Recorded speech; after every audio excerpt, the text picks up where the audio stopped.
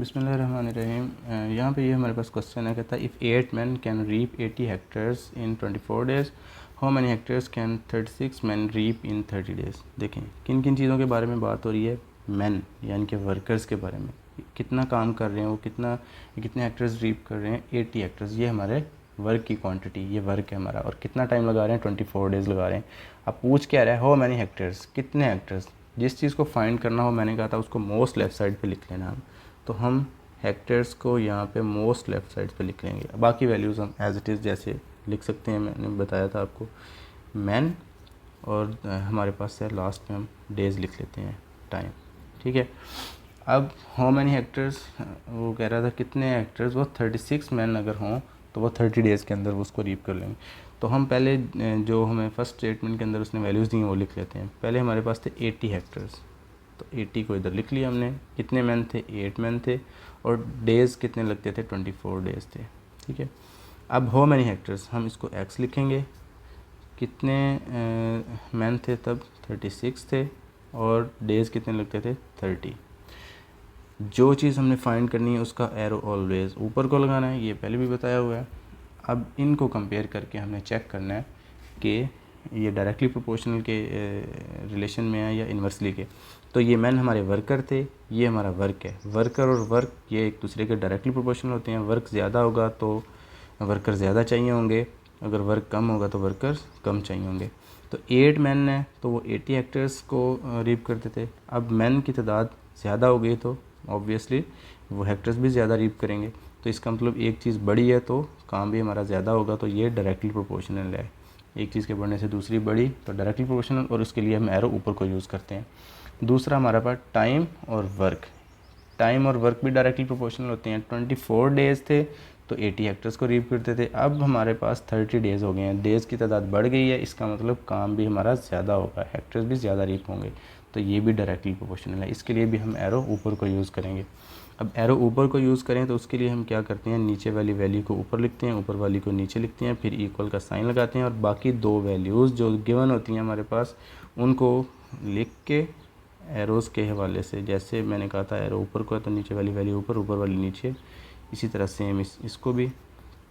और इनको अब सॉल्व करके x की वैल्यू निकालनी है। हम यहाँ पे लिखते हैं x, इसको भी एक दफ़ा लिख के इकट्ठा ही इनको सॉल्व कर देंगे। ये 80 इधर डिवाइड हो रहा था, यहाँ पे आके ये मल्टीप्लाई हो गया।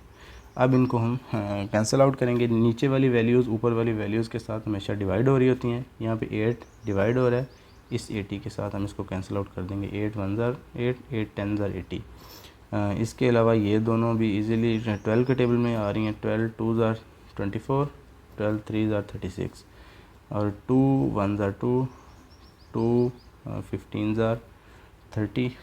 इसको आप इसके साथ भी काट सकते थे, सिंप्लीफाई करना है जस्ट हमने। 15 3 बार 45 और 45 को हम 10 के साथ मल्टीप्लाई करेंगे तो हमारा आंसर इज़ इक्वल टू 450 आ जाएगा। तो हमें कितने पता मालूम हो गया कि कितने हेक्टेयर्स वो रीप कर सकेंगे। 450 हेक्टेयर्स वो रीप कर सकते हैं। नेक्स्ट क्वेश्चन है हमारा, कहता है a soap factory makes 600 units in 9 days with help of 20 machines. How many units can be made in 12 days with the help of 18 machines. कहता है एक सोप फैक्ट्री है जो कि 600 यूनिट 9 दिन के अंदर बनाती है और मशीनें कितनी यूज़ करती हैं, वो 20। अब यहाँ पे हमारे पास वर्कर कौन है, यहाँ पे हमारे पास मशीन्स वर्कर हैं।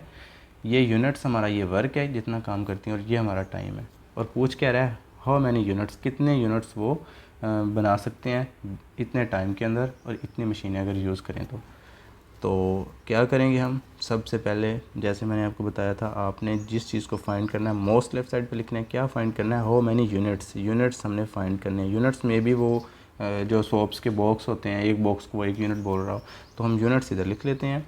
बाकी वैल्यूज़ जैसे आपकी मर्ज़ी वैसे लिख सकते हैं आप। हम डेज़ इधर लिख लेते हैं और उसके बाद मशीन्स कितनी यूज़ करता है वो इधर लिख लेते हैं।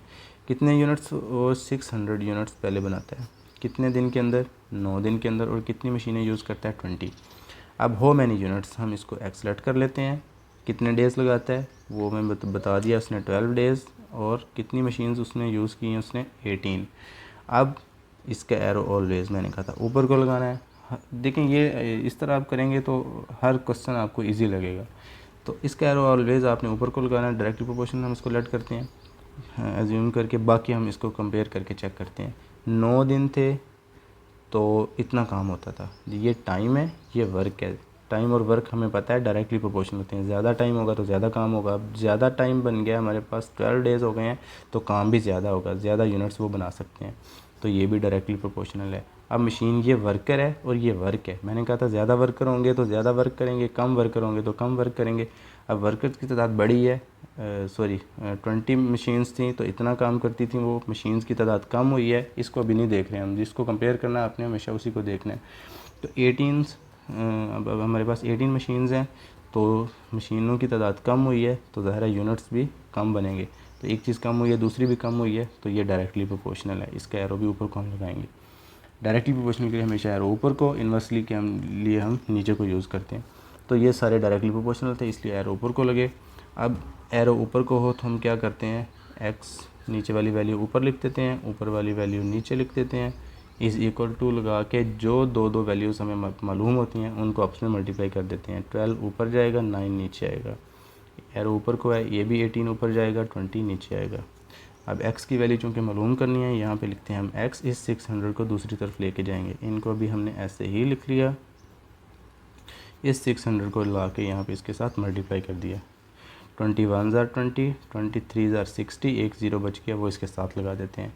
अब इनको 9 ज़ार 9, 9 ज़ार 18, नीचे से सारी वैल्यूज़ ख़त्म हो गई हैं जो डिवाइड हो रही थी, अब ऊपर वाली वैल्यूज़ बच गई, इनको मल्टीप्लाई कर देंगे सबको। 12 2 बार 24, 24 को 3 से मल्टीप्लाई किया तो, या इसको इससे मल्टीप्लाई कर लो, 30 2 बार 60, 60 को 12 से मल्टीप्लाई करेंगे तो ये आ जाएगा हमारा 12 6 पर 72 होता है, तो 720 आंसर आ जाएगा इनको मल्टीप्लाई करने से। तो 720 यूनिट्स वो बना सकते हैं